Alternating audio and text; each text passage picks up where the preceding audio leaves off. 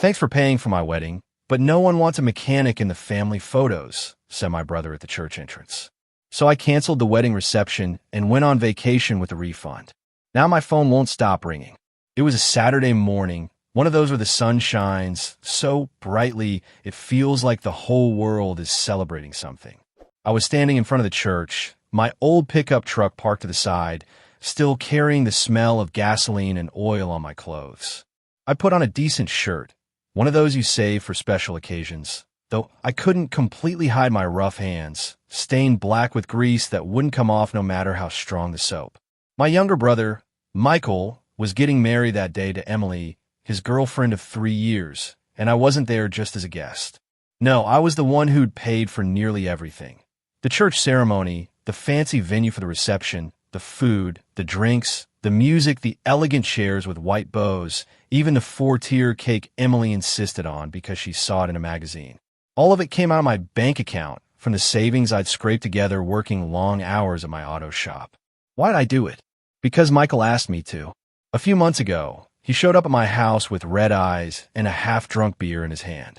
"James, you're my older brother, the only one who's got something solid going," he said, sitting on the worn-out couch in my living room. "Emily won't get married unless we have the wedding she wants, and I don't have the money. Please help me." His voice was shaking, and though I'm not one to get emotional easily, seeing him like that hit me hard. I've always been the one who fixes things, the one who steps in when everything goes wrong. So I said yes. I dipped into my savings, crunched the numbers, took out a small bank loan, and got to work organizing everything. The church for the ceremony, with its wooden pews and stained glass windows that sparkled like jewels, and then the reception venue, a huge hall just outside the city, with a garden full of flowers, round tables covered in white tablecloths, a dance floor with colorful lights, and a banquet that included grilled steak, chicken and sauce, rice, salads, and an open bar that promised to keep everyone happy until midnight. The plan was simple. I go to the church, watch Michael get married, clap from a corner, and then head to the venue with everyone else.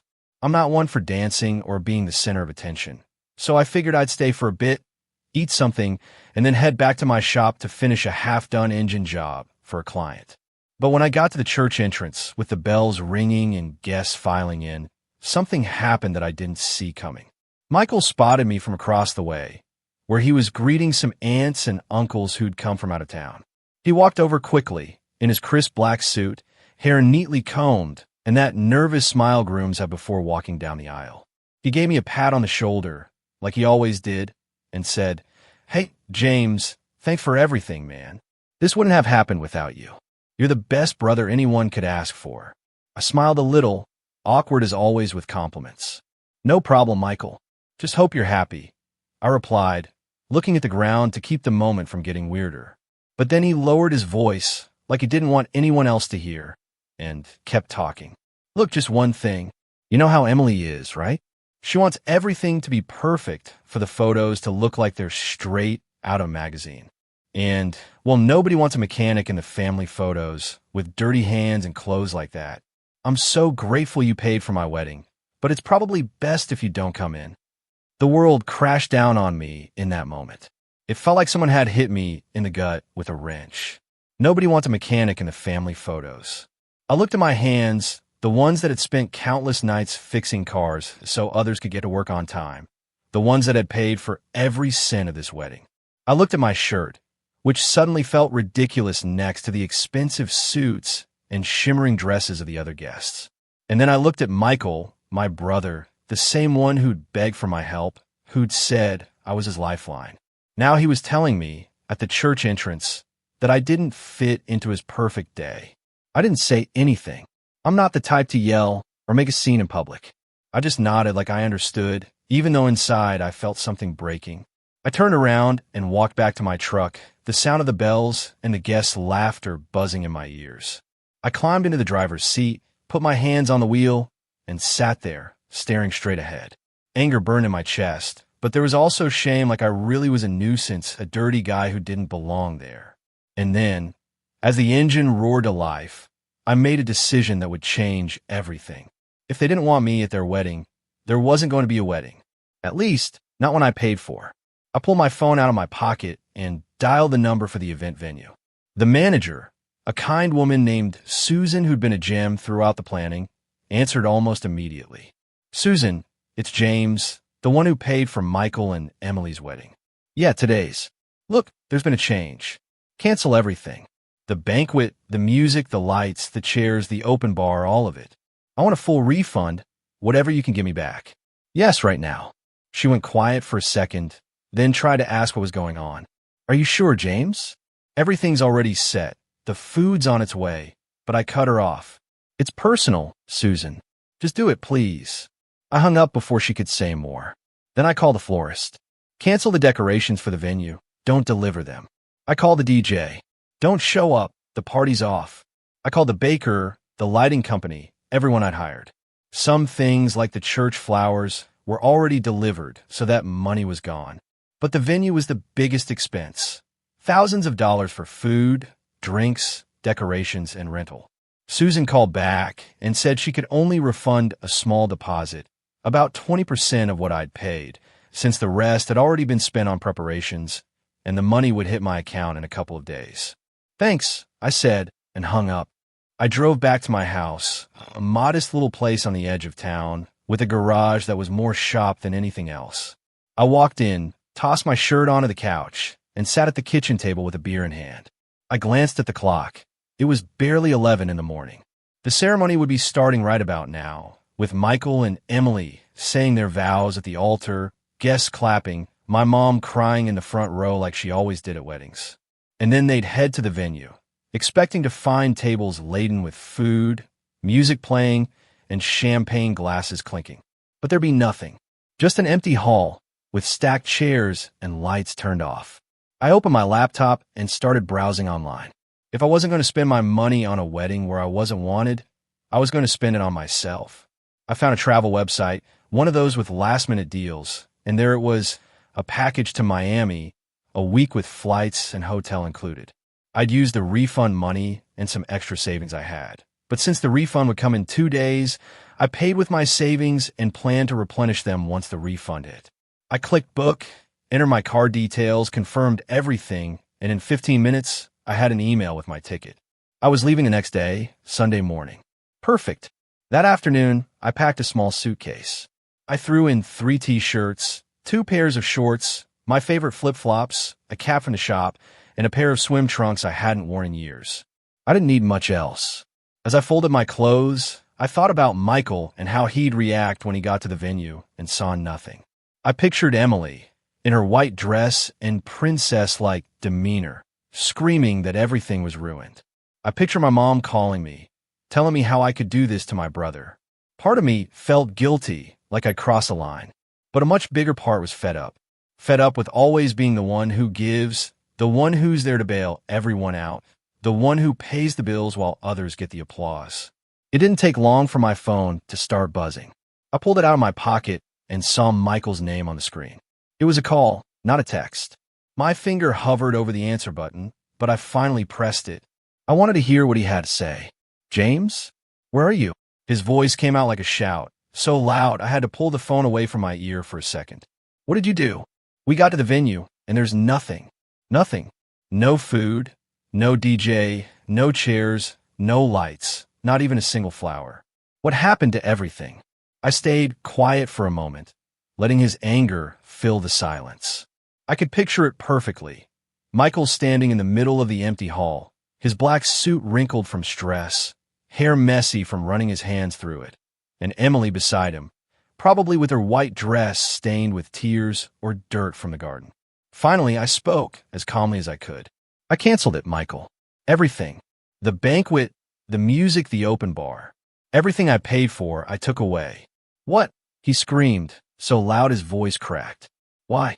Why would you do something like that? It's my wedding, James. The most important day of my life. How could you do this to me? What's wrong with you?" I took a deep breath before answering. "You told me nobody wanted a mechanic in the family photos. That I should leave, that I'd be in the way. I paid for everything, Michael. Everything. With my money, my savings, with the sweat of my dirty hands that you're so ashamed of. And then you tell me I don't fit in your perfect day. If you don't want me there, then there's no wedding. At least, not one I'm paying for. There was a heavy silence on the other end, like Michael didn't know what to say. Then he exploded again. You're selfish. You think this is a game? There are 100 people here, James. Family, friends, Emily's parents, all expecting a party that doesn't exist because of you. Do you know what it took to get to this point? Emily's crying her eyes out, her mom's screaming at me, and I don't know what to tell them. This is humiliating.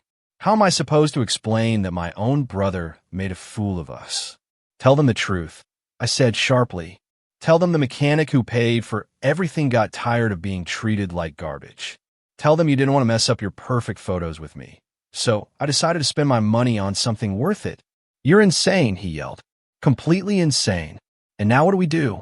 There's no food, nothing. People are furious. Some are already leaving. Emily says she'll never forgive me for this, and her dad's about to punch me.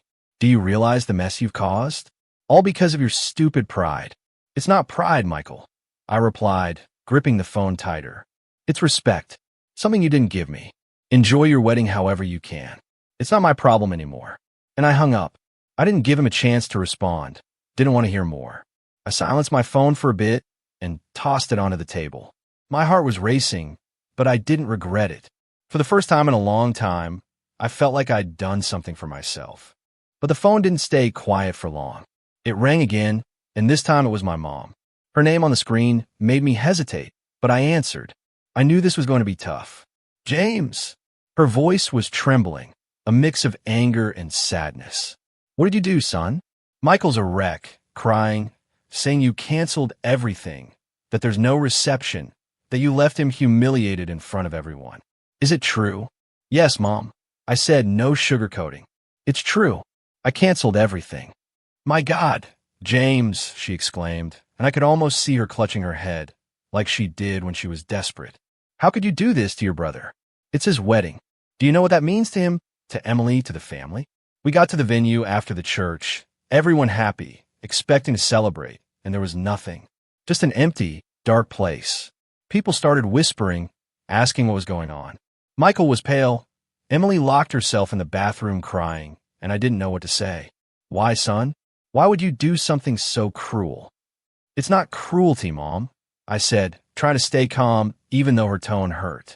Michael told me he didn't want me in the family photos, that a mechanic didn't look right, that my dirty hands would ruin everything.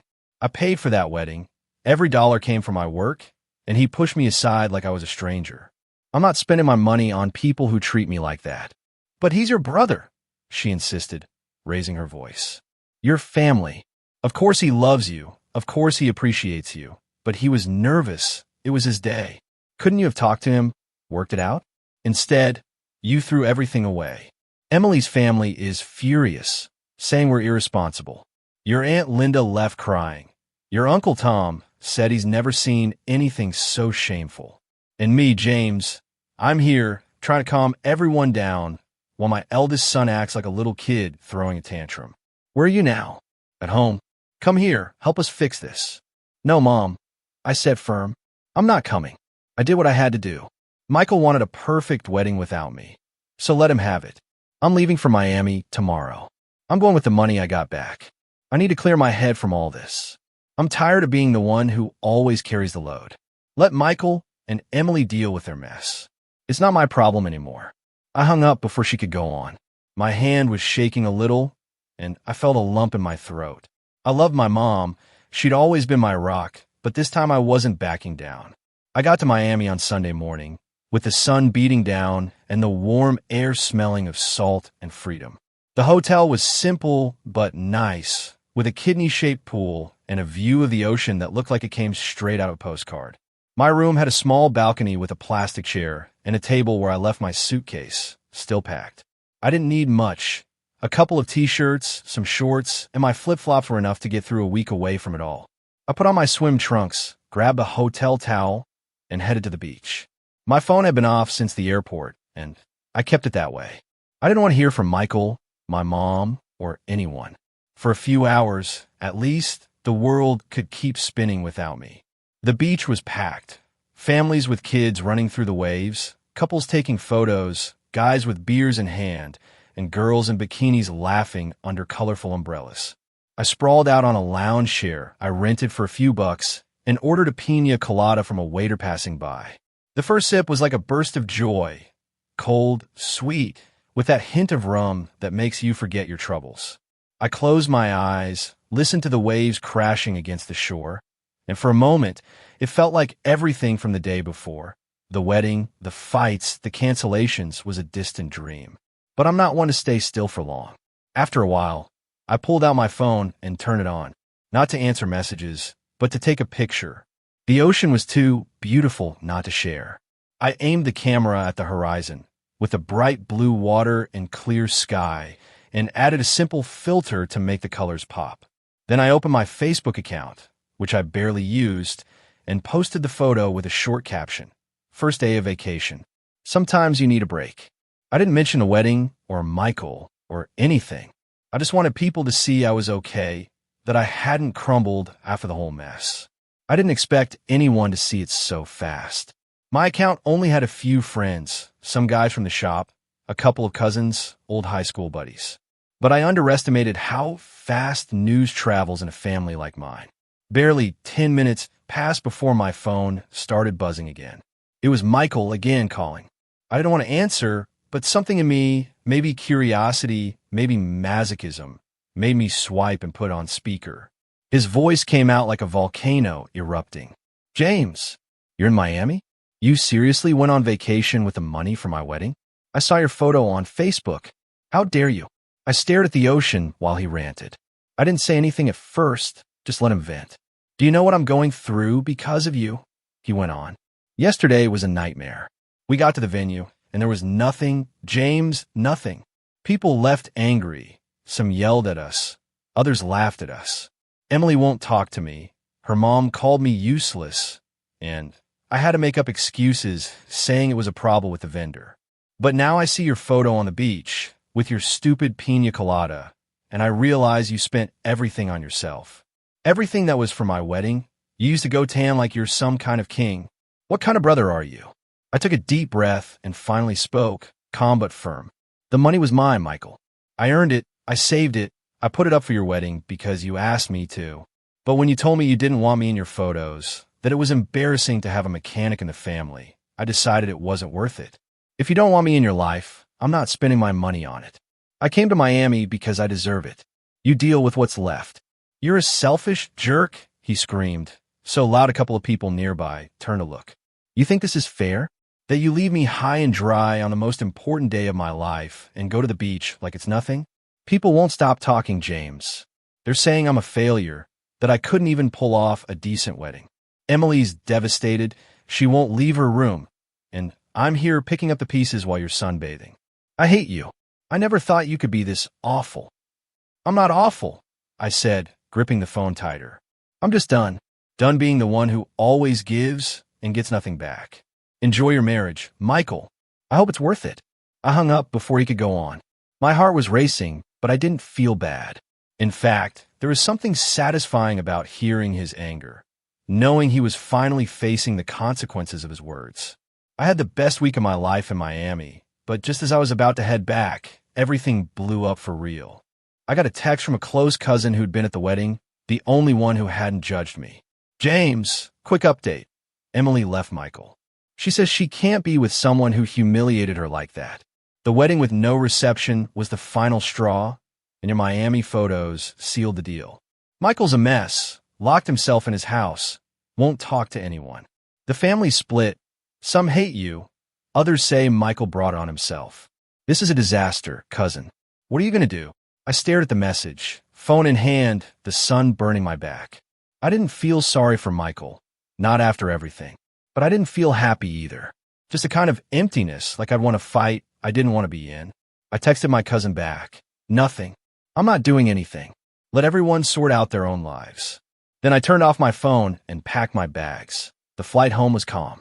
I sat by the window again, but this time I wasn't looking at the ocean, just gray clouds and a sky promising rain. My phone was still full of unread messages. More insults from Michael that didn't surprise me anymore, and pleas from my mom to fix things, but I didn't respond, and before I knew it, I was back home. The days that followed felt like slipping back into a familiar routine. Opening the shop's garage door at 7, checking cars with brake or oil issues, sweating under the sun while tightening bolts, and closing at 6 with a cold beer in hand. Some regular clients asked about the trip. "Hey, James, what's with those beach photos? Win the lottery or what?" I just laugh and say, "Nah, just needed a break." Nobody pressed too hard, and I like that. The shop was my sanctuary, a place where things made sense. If something was broken, I fixed it. Simple. Weeks passed, and I didn't talk to my brother again. Things completely broke down between us. My mom's been colder with me since what happened. Not as warm as she used to be, but I don't regret a thing. If they wanted to humiliate and belittle me, I wasn't going to let them. Subscribe for more daily stories.